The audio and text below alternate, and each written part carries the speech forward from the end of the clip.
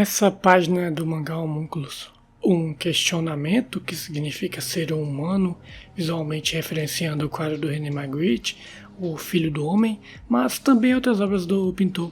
Entretanto, antes da gente chegar nessa sequência, isso ocorre no volume 11, a gente tem colocações onde o mangá pisa além do surrealismo, que é talvez a porta de entrada da série, o que não deixa de ser verdade, mas que também não contraria outros spoilers da mesma.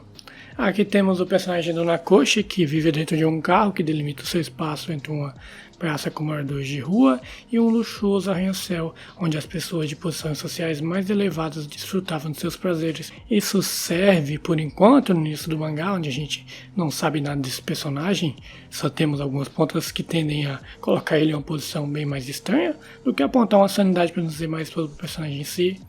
E essa ideia do carro estar entre esses dois locais é uma manifestação da indecisão, como se estar no meio termo da sociedade fosse o local mais seguro, porém, como eu disse, apenas nesse início. Volumes à frente, a gente vê que tudo isso é muito pessoal desse começo. O Nakoshi era uma pessoa que citava valor ao outro, principalmente mulheres, sinal a virtude era muito menos ele do que um dia tentou não ser. Tudo por insegurança física, características imagéticas e relações pessoais. Tem uma parte da série que, dialogando com a mulher, jantando no prédio luxuoso, que ele já não mais habita, o mangá faz uma abordagem de terceiros, de como o poder social dele naquele momento incapacitava as pessoas que trabalhavam naquele sistema de viverem suas vidas. Como o potencial maléfico de acabar com as empresas daqueles trabalhadores tirava o valor humano daquelas pessoas e as realocavam para a miséria.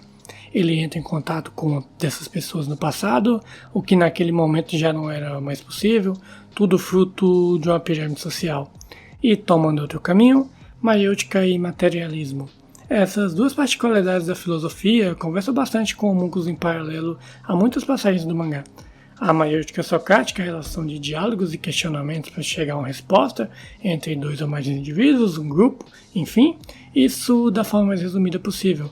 E o materialismo de Berkeley, que também da forma mais simples possível é ser percebido, ou em outras palavras, você não existe enquanto não observado. E tudo isso agindo em paralelo com homúnculos e indo de encontro à semiótica do mangá, surrealista mas também consciente, conduz bastante do que é a obra em si. A gente tem os diálogos e o questionamento do Nakoshi, e isso não contraria uma ação também para solucionar aqueles casos de homúnculos, aquelas aparições, se é que a gente pode definir assim. Parecia que o mangá iria tomar muito mais essa linha de resoluções de casos de homúnculos, enquanto lidava com o interpessoal em simultâneo. Nesses volumes a gente tem dois casos, e o Nakoshi toma como ação para resolver entrar em conflitos com o personagem para a solução. O caso de Yakuza Robô, se não bizarro o suficiente, e esse caso da garota 1775, a Yukari, começam a tomar forma no corpo do personagem, como se ele fosse parte dos casos ao seu redor, servindo de expiação para aqueles conflitos. E já que na mágica a ideia do parque de ideias é pertinente, por que não aqui? Levando em consideração que toda vez que o Nakoshi entra em conflito com algo, com situações, ele amanhece ou finaliza o dia em posição fetal, como um renascimento daquela condição. E nos volumes finais a gente entende do símbolo e muito do porquê daquela forma. Mas, como eu disse, tudo não é inteiramente literal. De novo batendo na tecla do surrealismo, o mangá é isso em sua composição, só que também não deixa de ser explícito e quase que autoexplicativo.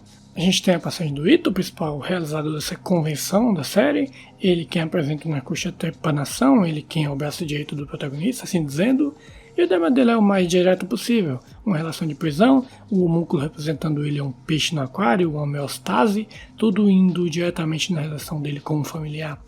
E de novo sobre inseguranças do próprio corpo. O caso do Ito é por completo diálogos e a observação do outro. O Nakoshi ele passa quase um volume inteiro em confronto, somos auxiliados com um backstory jogados na situação, uma resolução tardia para uma relação tão plausível dele com seu próprio interior. A quebra do aquário é muito mais mensagem de desconforto do que uma raiva pela perca do bicho de estimação.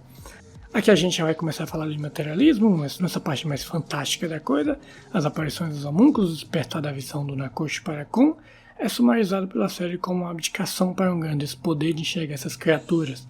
Porém eu entendo e levo muito mais como uma mensagem de se chegar pela tangente. Assim como homúnculos só existimos se tiver alguém louco o suficiente para nos entender como forma, os homúnculos aqui são propriamente reflexos de seus portadores. Mas nenhum era ignorado pela sua existência, assim como o Nakoshi e essa personagem aqui. Ela é importante demais. Mas, sem fugir para spoilers, esses personagens são reações instantâneas da inexistência social, ambos em âmbitos de aparência físicas e padronização em espécie. São resultados e produtos de se sentir imaterial. Se só existimos enquanto não observados, se uma árvore só existe na floresta quando cai após percebermos, por que só existimos se as pessoas nos notarem? E o que vem com isso? Parece até irreal, mas Berkeley descartava a existência de qualquer substância ou matéria não pensante. E bom, aqui no mangá os homúnculos nunca existem. Só existem na idealização da imaginação do personagem e sempre simbióticos ao ser humano. Então, fazendo um contraponto direto a essa ideia, o mangá também explora o contrário dessa realização. Se o homúnculo só existe quando identificado pelo ser humano, o ser humano só existe enquanto identificado por outro e suas emoções. E como define o René Magritte esses quadros que o mangá faz referência? Pelo menos ela esconde o rosto parcialmente. Bem, então você tem a face aparente, a maçã escondendo o visível, mas oculto, o real rosto da pessoa. É algo que acontece constantemente. Tudo que vemos esconde outra coisa e nós sempre queremos ver o que está escondido. Pelo que vemos, há um interesse no que está escondido e o que o visível não nos mostra. Este interesse pode assumir forma de um sentimento bastante intenso, uma espécie de conflito, pode-se dizer, entre o visível que está oculto e o visível que está presente. Quando Nakushi se vê tomado por parte dessas emoções da lumiose, ele afirma, não preciso sentir nada, a todo momento buscando sua inexistência, quando não era percebido, mas era ele mesmo, não um produto de uma padronização, a toda hora se provando de distintas formas. Olhe mais para mim, tem interesse, não é pelo rosto, não é pelo gênero, não é pelos carros, olhe para mim mesmo, eu existo. Então, resumindo tudo, Homúnculos fundamenta essa construção do diálogo em relação ao outro, uma introdução dessa maiêutica, mas não responde todos os seus questionamentos, nada aqui é literal. Fomenta o imaterialismo e até vai contra Descartes, tudo isso não fugindo de conversar com grande parte dos leitores. E sobre o questionamento daquela página do início, o mangá responde depois de uma sequência de diálogos. Ser humano significa